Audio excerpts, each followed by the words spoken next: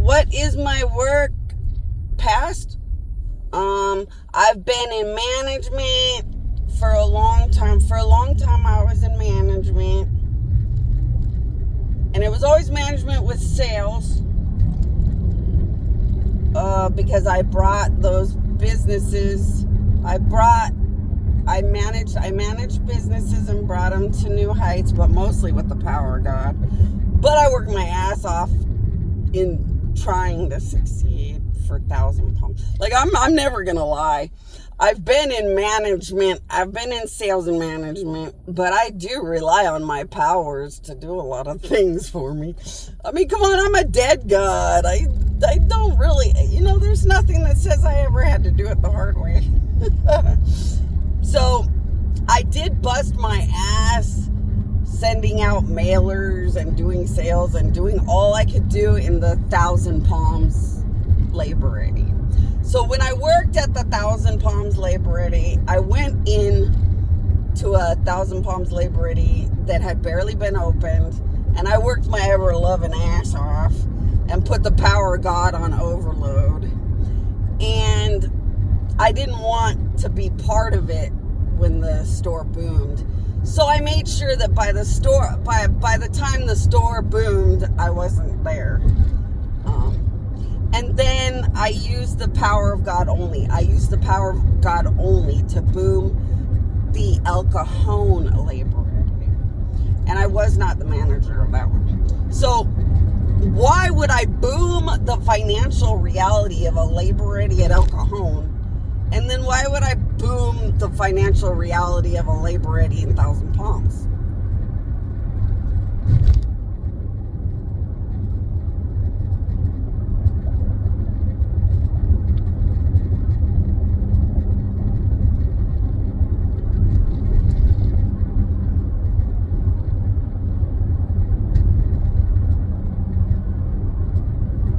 Okay, I think psychics have had enough time to guess if they were going to guess. I needed one reality connected to me that blew off the charts. So I created guest genes, but I didn't have to. I created guest genes, but I could not have a connection to it.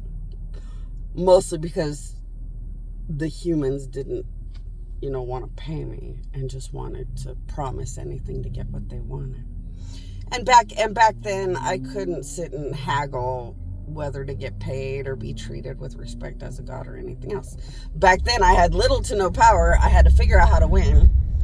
And I figured whoever was going to own the guest genes was the best good person. And if they turned bad, it went however. And I needed to pass on my message through guest genes anyway.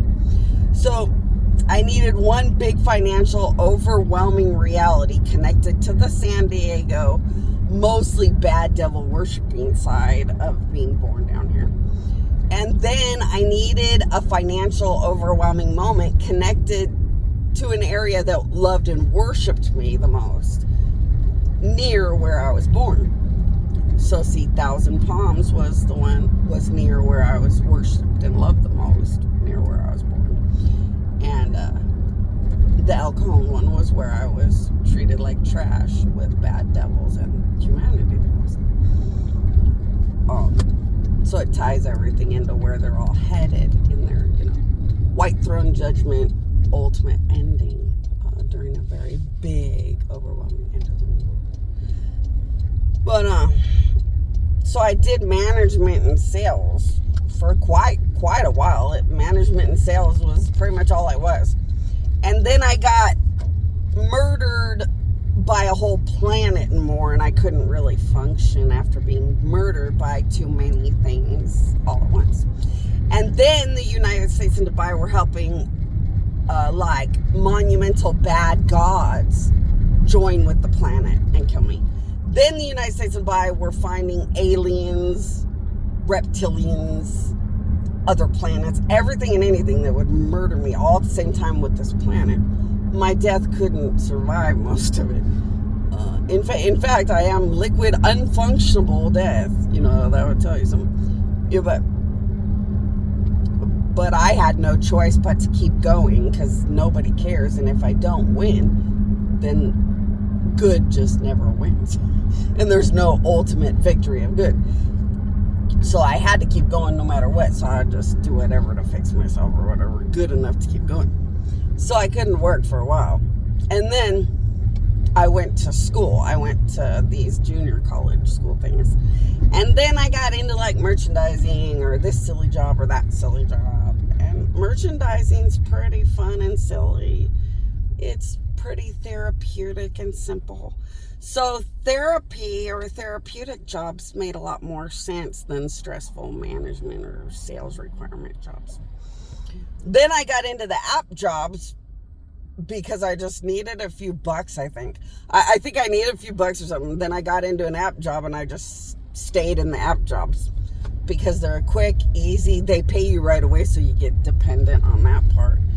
But as I wanted to leave for the summer, as I wanted to leave for the summer, I realized that I'm kind of nostalgic to get up and try to be a little more than a merchandiser or app job.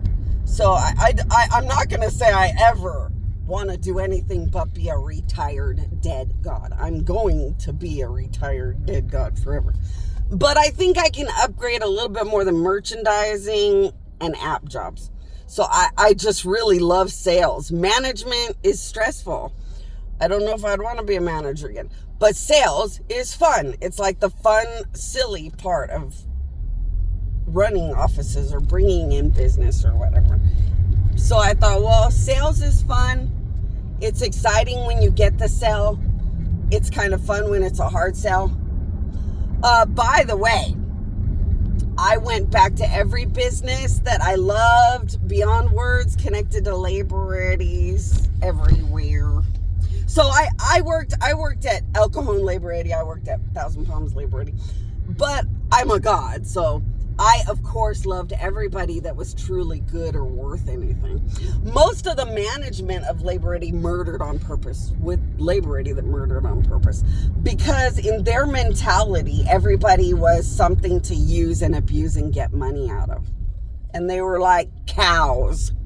And if you couldn't get enough money out of the cow and it died, well, that's just part of business and milk and everything to get your hands on money. That's what Labor Ready really was. It was actually a very, very bad place and a bad company. But I made friends. I made friends with a lot of really great contractors, a lot of really beautiful companies. There was a lot of construction people that I would harass and bother constantly until they'd get tired of me bothering and harassing them constantly. And they would say, Bonnie, I know that you're a god. I know that you can talk in my brain. And I'm tired of you on this Labor Ready sales pitch, and you won't stop bothering me in the name of Labor Ready. Now, I know you're a god, so I'll talk to you in secret. Stop bothering me through all this Labor Ready shit. And it was so fun because I had so much fun in it all. I would take them and show them what it's like for Labor Ready workers and how their Christmases were going. And what's it like for the Labor Ready worker? How is their Thanksgiving going? You'd be amazed how many contractors, supervisors would even take the lazy guy who could barely dig a hole. So they had some money at least here and there to buy a soda or some cold water when they needed it and stuff. It was pretty cool, and it felt really good to use the power of God to say thank you for all these years. For all these years and all these years and all these years, I never forget one person that gave a shit. Speaking of one of the greatest companies ever known, Honey Baked Hams. Honey Baked Hams would always tell me, just find me and I'll order as many people as I can during the holidays every single time so they can have the best holiday and make the most money they can.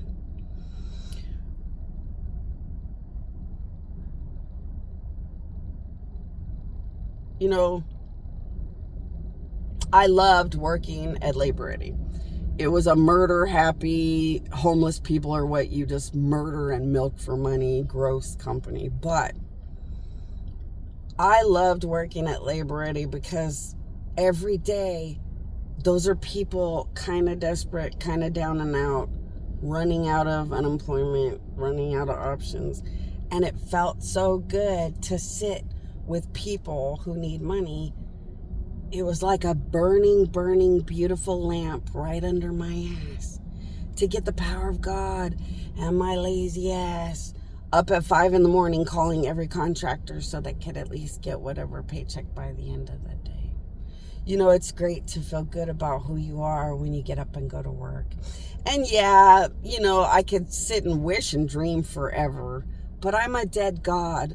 I'm either going to be very successful, world famous, and make that company a lot of good money and do well as a salesperson, or I'm not. I'm a dead god. A dead god would be one of the weirdest, most controversial realities that you can put into a company and see if I bring that company success and not a negative. So in an ideal world, I'd want to have a job like that where I could feel good about myself as a god, and something about my job or the company drives me to be a bigger, better, dedicated god that cares about things that matter. But you know, you can't customize life like that. No, especially as a world famous weirdo dead god.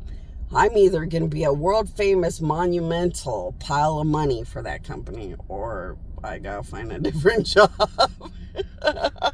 and I'm just lucky and grateful if I find a company and people that are not too criminal and gross, that the power of God can rock and roll and bring them good things every which way, all the time. So that even if I'm not perfect in the job, the power of God says goodbye in a nice, generous, thank you kind of way. So I have to just scramble for the best jobs or options I can find as a weird me. And I know that. I understand what day it is in life. I will not stop saying I am a dead god. That's the only me there is. I don't understand when people say, you're Bonnie Gill, a human from the Facebook. No, I'm not. I'm a weirdo, dead alien god put into a family chosen by the devil. Jesus was not a human, but he was registered as a child that was born on the planet, but he wasn't a human. He came from a god to be put in Mary and Joseph's life, and he was a weirdo son of a god. I am a dead god that created everything.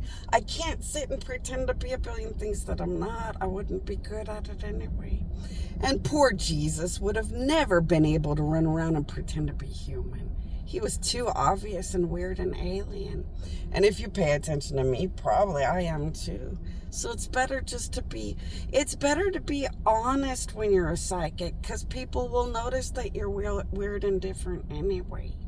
And it's best to just let your light shine, whether you're very spiritual, whether you're a psychic or a warlock, whether you love witchcraft. People will realize that you're different all the time. You might as well just be able to live, have your real identity, and be the real you out there. You know, but some people hide and pretend they don't have powers or gifts. Well, I can't tell people not to hide. Look at how badly I'm mistreated. But I'm gonna be an influence for people to be brave, because they have gods in my queen to support being able to be brave about being different. You know, but yeah, those are my jobs. I know I had a pretty simple fake existence down here because it was always being ripped to shreds. I was always getting my life ruined to nothing, or getting murdered and having everything stolen or taken. So my whole life was full of being drugged, poisoned, murdered, everybody stealing everything, everybody degrading me or controlling everything. Like, there's never been anything good. So, and that's not what I'm down here for anyway. I'm down here to win, and now I won, and now I just need to be safe and free. And, like, I'm at the ending. But do you see where I didn't have a lot of time or effort to put too much time or effort into building a human existence? I was like a typical angel that just shows up and says weird things and disappears. I would show up in jobs and a bunch of weird things would happen because I'm a weird alien powerful god. But I didn't have much power back then, so just whatever weird stuff with my powers or weird things or this and that. And then I'd be gone all the time. So I'm just trying to figure it out. And I'm leaving this video because children of God and husbands kind of want to know about my careers, my life, a little summary of my existence to figure out if they have any hints or job ideas or company ideas or what they think might be helpful for me to get a traveling sales job like I want, or at least the best job I can get. So that's where I'm good.